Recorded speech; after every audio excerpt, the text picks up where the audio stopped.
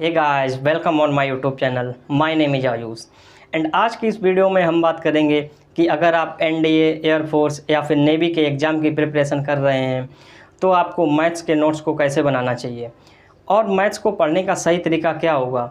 Maximum लोगों को ये बात नहीं पता होती है कि इन एग्ज़ाम्स के लिए मैथ्स के नोट्स कैसे बनाएं या फिर मैथ्स को कैसे पढ़ें।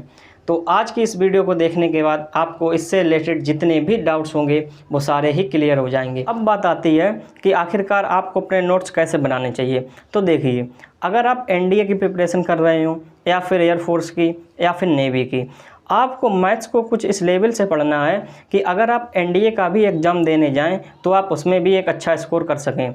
मैं ऐसा किस लिए कह रहा हूं? मैं ऐसा इसलिए कह रहा हूं कि इसके दो फ़ायदे हैं। इसका जो पहला सबसे बड़ा फ़ायदा है वो ये है कि अगर आप एनडीए का भी एग्ज़ाम देने जाएंगे तो आप उसमें भी एक अच्छा स्कोर कर पाएंगे। और एक इसका दूसरा सबसे बड़ा फ़ायदा है वो ये है कि अगर आप एयरफोर्स और नेवी का एग्ज़ाम देने गए और एयरफोर्स और नेवी का एग्ज़ाम थोड़ा सा टफ आ गया तब भी आप उस एग्ज़ाम में अच्छा स्कोर कर लेंगे।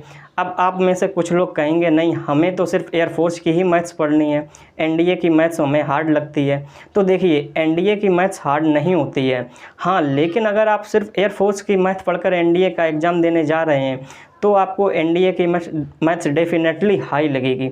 ऐसे में तो अगर एयरफोर्स की मैथ्स का भी लेवल थोड़ा सा अच्छा आ गया तो आपको वो भी हार्ड लगेगा। तो ऐसे में हम इस वीडियो में ये मानकर चल रहे हैं कि आप जो मैथ्स पढ़ रहे हैं वो एनडीए लेवल की मैथ्स पढ़ रहे हैं, तो हम उसके बारे में ही बात करेंगे कि उसके नोट्स कैसे बनाने चाहिए और आपको पढ़नी भी उसी लेवल की ही मैथ्स चाहिए। तो अब बात आती है कि आखिरकार आपको नोट्स बनाने कैसे चाहिए। तो देखिए, नोट्स को समझाने के लिए कि कैसे बनाने चाहिए, इसके लिए हम एक एग्जाम्पल को लेते हैं। मान लीजिए आपकी कॉम्प्लेक्स नंबर वाले चैप्टर को पढ़ रहे हैं। तो जब आप कॉम्प्लेक्स नंबर वाले चैप्टर को पढ़ रहे हैं तो आपने उसमें से कोई एक कॉन्सेप्ट सीखा। तो जब आपने उसमें से एक कॉन्सेप्ट सीखा है तो आप उस कॉन्सेप्ट को अपनी लैंग्वेज में कॉपी पर लिखिए सबसे पहले। अब आपने जब उस कॉन्सेप्ट को लिख लिया है तो इससे आपको वो कॉन्सेप्ट और ज़्यादा क्लियर हो जाएगा। अब आप उससे रिलेटेड कम से कम 5 से 6 क्वेश्चंस करिए नीचे। अब क्वेश्चन से मेरा मतलब ये नहीं है कि कैसे भी क्वेश्चंस कर लीजिए या सारे क्वेश्चंस एक ही जैसे लिख लीजिए। आप क्वेश्चंस करिए, ऐसे क्वेश्चंस करिए जो कि यूपीएससी अपने एग्ज़ाम में पूछ सके।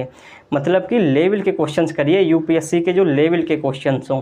ऐसा मत करना कि आयोटा स्क्वायर क्या होता है या आयोटा की पावर 4 क्या होता है। यूपीएससी आपसे ये कभी नहीं पूछेगा। इसलिए क्वेश्चंस को करना, लेवल के क्वेश्चंस को करना, अच्छे लेवल के जो क्वेश्चंस हों।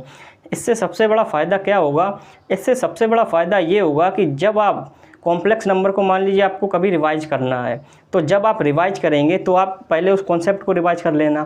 फिर उसके बाद जो आपने क्वेश्चंस लगाए हुए हैं नीचे, आप उन क्वेश्चंस को वापस से लगाना। इससे आपका वो कॉन्सेप्ट एकदम क्लियर हो जाएगा और आपने एक अच्छे लेवल के क्वेश्चंस भी लगाए हुए हैं। इससे आप उससे रिलेटेड जितने भी क्वेश्चंस बनेंगे आप उन सबको भी आराम से ईजिली सॉल्व कर पाएंगे। तो आई होप आपको समझ में आ गया होगा कि आखिरकार नोट्स बनाने कैसे हैं।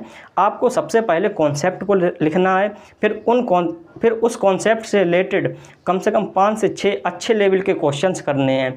तो इससे आपके सारे नोट्स बन जाएंगे। ऐसे ही आपको सारे टॉपिक्स के नोट्स बनाने हैं। इससे आपको रिवीजन में भी काफ़ी ज़्यादा हेल्प मिलेगी और आपको बार बार बुक भी उठाने की ज़रूरत नहीं पड़ेगी। तो आई होप आपको वीडियो पसंद आई होगी। अगर आपको वीडियो पसंद आई है तो आप वीडियो को लाइक कीजिए और चैनल को सब्सक्राइब करना बिल्कुल मत भूलिए, क्योंकि इस चैनल पर आपको एनडीए, एयरफोर्स और नेवी से रिलेटेड जेन्युइन कंटेंट मिलेगा।